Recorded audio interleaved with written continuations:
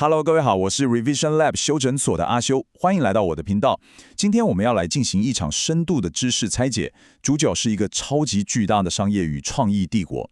当我们谈到全球最畅销的儿童读物，你的脑海中一定会浮现《训咖日记》这部神作。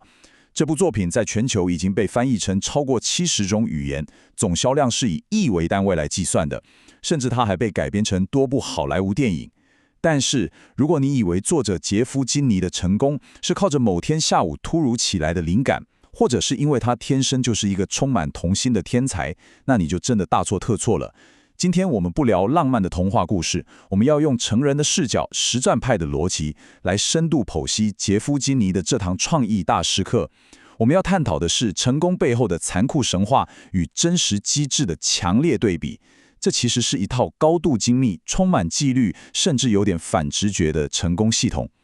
对于任何想要在现今社会建立个人品牌，或是想要稳定产出高价值内容的人来说，这绝对是一场你不容错过的实战拆解。今天的拆解我会分成5个核心支柱来跟各位探讨。第一，创作者的心态转换；第二，喜剧的工程力学；第三，拥抱创意的无聊磨练；第四，打安全牌的策略，以及第5，打造普世角色的底层逻辑。准备好了吗？我们直接进入第一个核心。第一个支柱，创作者的心态转换，也就是从消费者到创作者的残酷觉醒。很多人对于创意的浪漫想象，就是一个人悠哉地坐在咖啡厅里，突然灵光一闪，就写出了一部传世巨作。但杰夫·金尼的经历清楚地告诉我们，创意的起点其实源自于一个非常血淋淋的心理切割。他提出了一个非常精准的比喻，他说，在这个世界上，人类通常只分成2种，一种是消费者，另外一种是创作者。这就像是一家高档餐厅里，你要么是那个在闷热厨房里满头大汗做菜的厨师，要么是坐在外面冷气房里享受美食的食客。在杰夫20多岁的时候，他其实是一个重度的消费者，他极度沉迷于《毁灭战士》和《雷神之锤》这类型的第一人称射击游戏，他非常享受游戏带来的多巴胺刺激。但是有一天，当他打游戏打到凌晨1点，想到隔天早上6点半还得起床去上班时，他突然顿悟了。他意识到，消费别人的作品虽然很快乐，但那是在消耗自己的生命。如果他想在这个世界上留下点什么，他就必须戒掉这种廉价的快乐，强迫自己走进闷热的厨房，成为那个负责做菜的厨师。于是，他果断地戒掉了所有让人上瘾的游戏。这其实就是我们常说的延迟满足。把这个逻辑延伸到我们现代人的实务应用上，你可以思考一下自己的日常习惯。你每天花2个小时滑短影音，这就是典型的消费者行为。但如果你能忍受认知负担，花2个小时去研究并剪辑出一支短影音，你就是创作者。你必须放弃消费端的即时快乐，才能在创作端建立长期的商业价值。这是一个极度痛苦但绝对必要的心理转换过程啊。在确立了创作者的残酷心态之后，我们来看看他的创作底气究竟从何而来。杰夫·金尼曾经说过一句非常耐人寻味的话：“我觉得自己像是一个被困在小孩身体里的大人。”这句话完美诠释了他在小学5年级时的心理状态。当时的他总觉得自己是以一个局外人的抽离视角，在观察周遭这群极度不成熟的同才。有一次，他为了在班上搞笑，穿了一套非常滑稽的巨型蛇装。他的老师立刻把他拉到一旁，给了他一个影响他一生的宝贵建议。老师对他说：“让别人跟你一起笑和让别人嘲笑你，这2者之间是有巨大差别的。”这句话让他瞬间明白，真正的幽默绝对不是把自己当成小丑来作践自己，而是透过敏锐的观察力，把大家共同经历的荒谬感精准地表达出来。如果你回顾历史上的顶尖喜剧大师，你会发现这是一个惊人的共同点。比如美国知名的喜剧演员杰瑞·塞恩菲尔德，他的观察型喜剧也是建立在这种局外人的视角上。他们不参与群体的盲从，而是站在一步之外，冷静地看着人类行为的荒谬，然后将这些荒谬提炼成笑话。这种抽离的观察者视角，正是杰夫·金尼日后建立强大喜剧帝国的坚实基石。接下来进入第2个支柱，喜剧的工程力学。我们要探讨的是一个高度结构化的数量游戏。简单整理一下刚刚的内容，我们知道了他成功戒掉消费习惯，并且掌握了精准的观察者视角。但光有视角是绝对不够的。因为很多人以为幽默感是天生的，但在杰夫·基尼的世界里，写笑话这件事就像是在进行高强度的工业制造，这是一个高度结构化的数量游戏。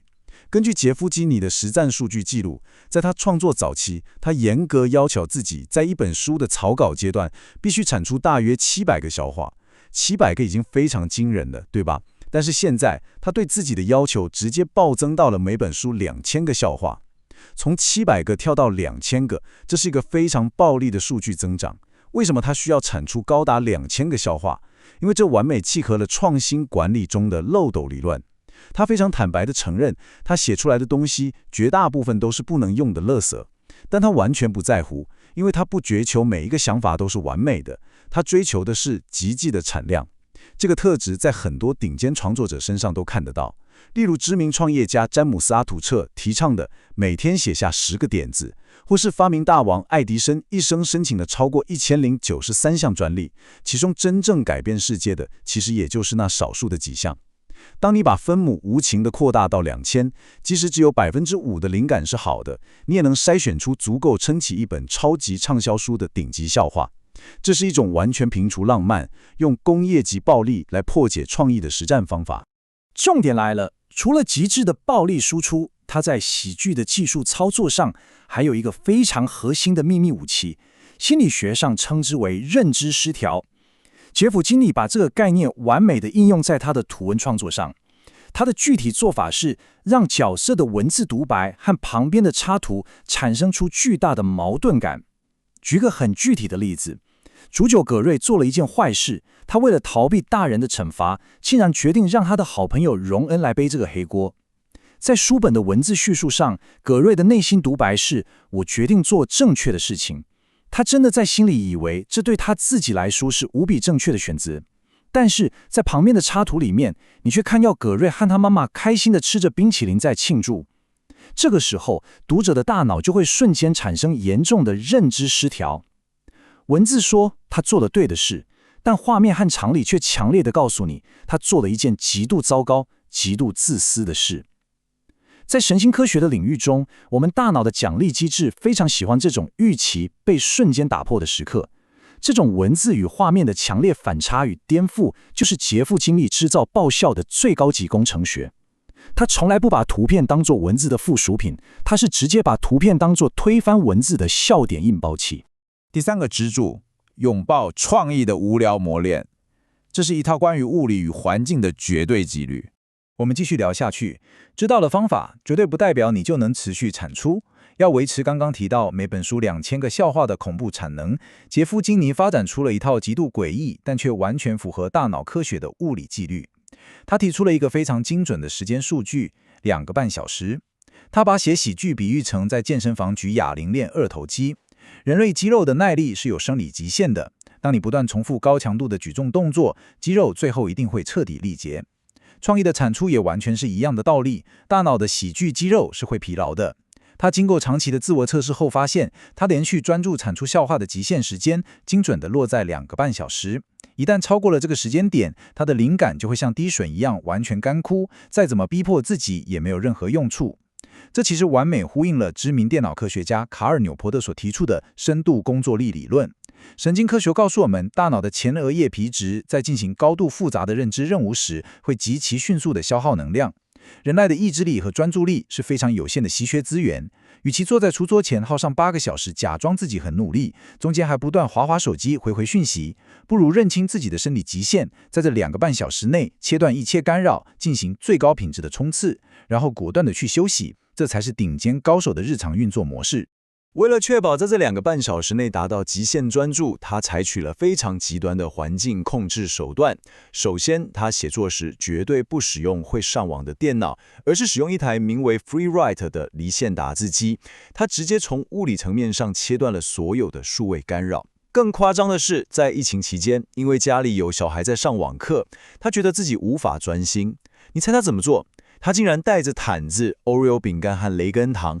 直接跑到当地的墓园去写作，一待就是好几个小时。而且更惊人的是，后来的每一本书，他都是在这个墓园里面写出来的。有时候他觉得自己太孤单了，需要一点人群的环境音来刺激灵感，但他又极度不想听到别人讲英文，因为这会严重干扰他的大脑语言区。于是他竟然临时买了机票，直接飞到冰岛。他大费周章出国，就只是为了坐在冰岛的餐厅里，听着周遭那些他完全听不懂的冰岛语背景音来进行写作。从认知心理学的角度来分析，这其实非常合理。人类的大脑在完全安静的环境下，反而很容易启动预设模式网络，导致你的思绪到处乱飞。我们需要适度的白噪音来维持大脑的活跃度，但又必须严格避免听到有意义的语言，也就是所谓的语义噪音。因为大脑会不自觉地去解析听到的语言，这会大量占用你宝贵的认知频宽。杰夫经理为了保护自己的专注力，可说是把环境骇客技术发挥到了最极致的境界。第4个支柱，打安全牌的策略，这会告诉你，顶尖的创作者其实也是风险管理的大师。社会上总是流传着一种极度浪漫的迷思，认为你要追求梦想，就必须破釜沉舟，勇敢辞去工作，成为一个不顾一切的饥饿艺术家。但是杰夫·金尼的职业生涯彻底颠覆了这个刻板印象。我们来口述一下他惊人的职涯时间轴。早在1998年，他就开始利用下班时间构思讯卡日记。经过了漫长的9年，到了2007年，他的第一本书才正式出版，并且迅速在市场上爆红。正常人遇到这种情况，早就开心辞职去当全职作家了，对吧？但他并没有这么做。他当时是一间医疗软体公司的工程师。即使他的书已经在全球大卖特卖，甚至连好莱坞都亲自找上门来要拍电影了，他依然坚持不辞去他的正职工作。他整整把这份朝9晚5的软体工程师工作继续做到了2017年。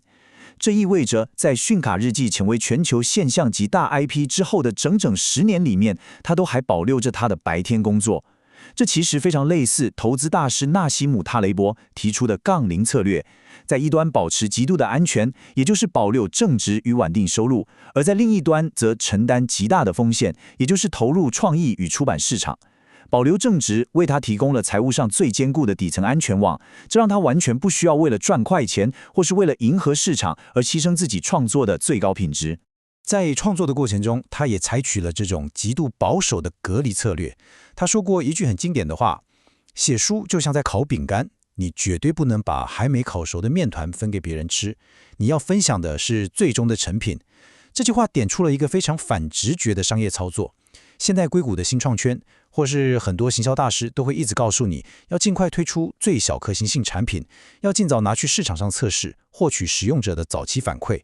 但杰夫·金尼的做法完全相反，在书本100%完成之前，他几乎不给任何目标受众看，也就是绝对不给小孩子看。他把未完成的作品视为非常脆弱的面团，他严格保护这个面团，只让妻子和编辑等少数几个他绝对信任的人过目。为什么要这样做？因为他深知过早的外部评价，尤其是负面或杂乱的反馈，会严重干扰创作者的原始意图，最后会导致作品变成妥协出来的平庸产物，也就是所谓的委员会设计。为了解决所有人的意见，去讨好所有人，最后往往谁也讨好不了。只有当作品完全烘焙成熟，他才会自信地端上桌。而且他非常聪明的选择，绝对不去看网络上的那些负面评论，以此来绝对保护自己的创作理智与原创性。第5个支柱，打造普世角色，这是让内容跨国变现的最高指导原则。接下来这一点超级重要，一个好的作品要在单一国家爆红其实不甚太难，但要跨越文化藩篱，在70多种语言的市场里长盛不衰，这背后绝对有着极度精密的商业算计。在设计角色时，杰夫·金尼彻底看透了内容产业的2种生命周期。第一种是会变老的角色，像是风靡全球的哈利波特。哈利波特每过一集，年纪就长大1岁，这意味着这个故事有一个绝对的物理终点。当他18岁从霍格华兹毕业时，故事就必然要走向结束。而且拍摄电影时，演员也会长大，这会带来极大的制作限制。另一种则是卡通角色，例如辛普森家庭里的霸子，或是迪士尼的唐老鸭。卡通角色有一种无可取代的魔法，那就是他们被永远困在时间的回圈里，永远都不会变老。杰夫·金尼果断地选择了后者，这就是为什么《讯咖日记》的主角葛瑞出了20几本书，却永远都被困在中学里面的原因。这个策略确保了这个 IP 拥有无限的延展性与无穷的商业寿命。从纯商业的角度来看，只要你的角色不老，你的周边商品、品牌授权、轻剧情的产出就可以无止境的印钞票。这是一个非常有远见的结构性商业设计。为了让这个卡通角色能够顺利跨越国界，他执行了非常严格的3步骤普世化策略。第一步也是最重要的一步，就是无情地删除所有特定文化的参考依据。他一开始其实也以为自己只是在写一个典型的美国小孩，但他后来深刻发现，如果有太强烈的美国本土梗，例如特定的棒球队、感恩节的特有习俗，亚洲或南美的孩子就绝对无法产生共鸣。第二步，他将故事焦点完全转移到全人类共享的生命经验上。不管你是巴西、中国还是纽西兰的小孩，你的童年一定会面临学校里的恶霸、永远写不完的作业、父母无止境的唠叨，或是难以搞定的宠物问题。第三步，透过这些普世的痛点，让全球的读者都能在书中看见自己的现实。这在心理学上叫做投射效应。当一个台湾的小孩读这本书时，他根本不会觉得葛瑞是个遥远的美国人，他会觉得葛瑞就是他坐在隔壁桌那个总爱抱怨的倒霉同学。把极其微小的地方日常转化为全世界共通的语言，这就是内容出海、跨国变现的最高指导原则。